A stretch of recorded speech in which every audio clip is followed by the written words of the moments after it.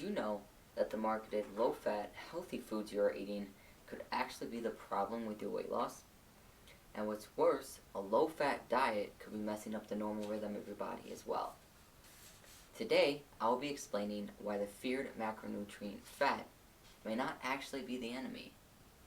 Now, during my hours of research, I found an incredible amount of data on this topic, and I look forward to explaining each part for everyone here today.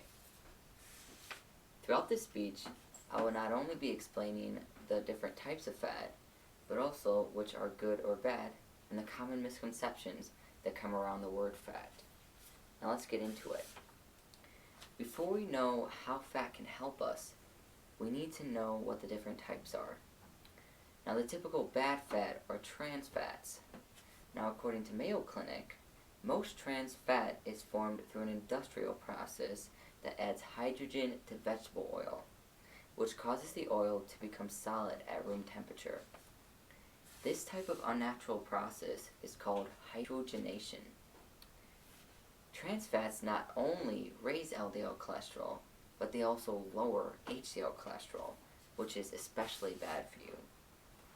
Now, LDL cholesterol is a typical bad cholesterol, and it causes the buildup of plaque inside of the arteries and heart disease. HDL cholesterol is a good cholesterol. It moves along freely throughout the arteries and actually can clean up the LDL cholesterol that could be clogging them in the first place. The typical foods that are associated with trans fats are fried foods, chips, margarine, and just about any baked good. Now the more neutral type of fat are saturated fats, and these are just fatty acids saturated in hydrogen atoms. But for the longest time, saturated fats were thought to be directly linked to heart disease due to the diet heart hypothesis. Now, some problems that arise with this type of hypothesis is that it was based off only on animals and it correlated data. Now, the data that it correlated was that since saturated fats raise cholesterol and cholesterol was linked to heart disease, saturated fats caused heart disease. But correlation is not causation.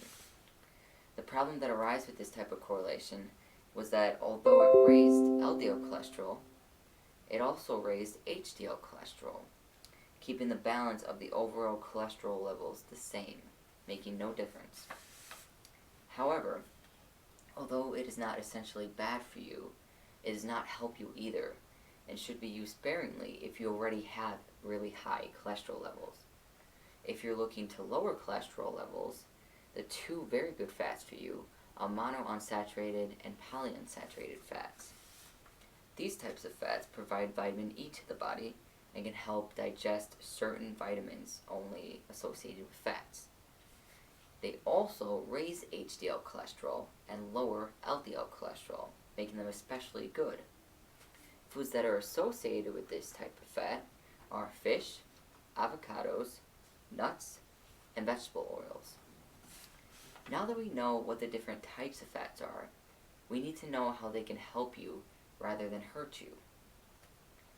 Fats are there to help us maintain homeostasis, and they do this by allowing us to absorb essential vitamins that only fats can do.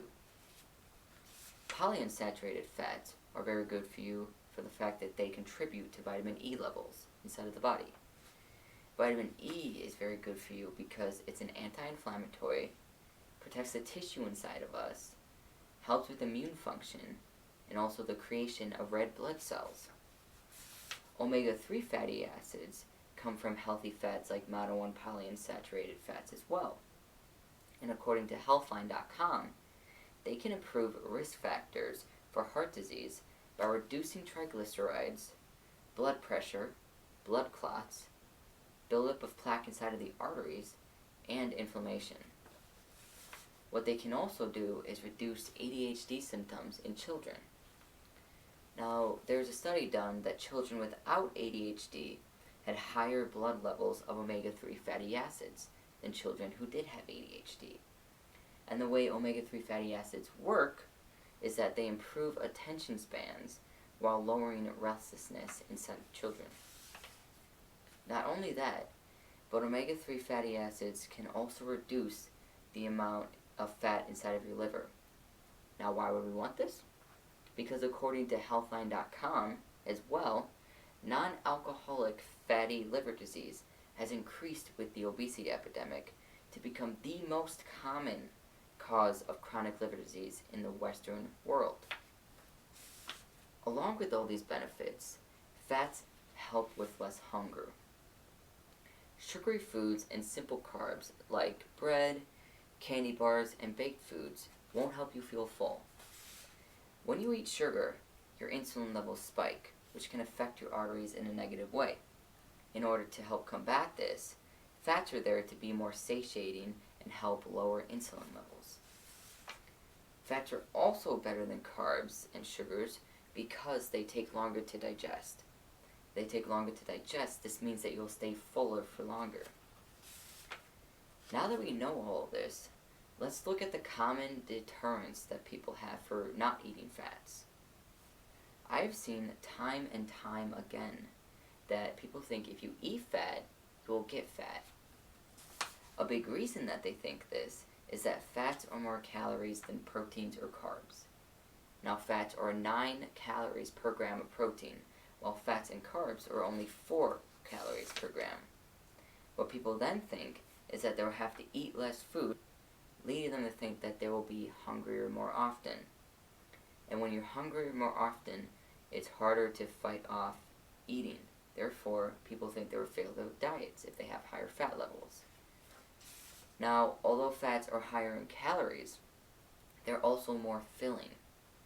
When ranking on the most to least satiating of macronutrients, proteins come in first place, fats come in second, and carbs come in last. And since we shouldn't cut out proteins because they're essential for the building blocks for amino acids, we usually cut out fat to give us more carbs. But that's where the mistake happens. We just switched out a more filling macronutrient for a less filling one.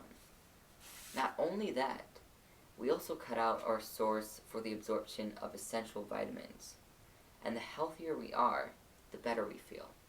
And the better we feel on a diet, the more likely we are able to stick to the diet.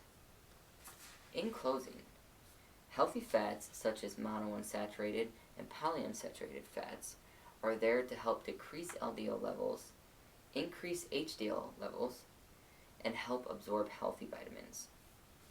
Trans fats are the main ones to avoid, which would process foods, and although saturated fats do not necessarily raise LDL cholesterol, it does not lower it either, and should be used sparingly. Although fats are higher in calories, they will keep you fuller for longer. Having fats in your diet is not a bad thing, nor will it limit your weight loss goals. Limiting this macronutrient may have been the main thing stopping you from a healthier and happier lifestyle. So don't let it hinder you anymore. Thank you.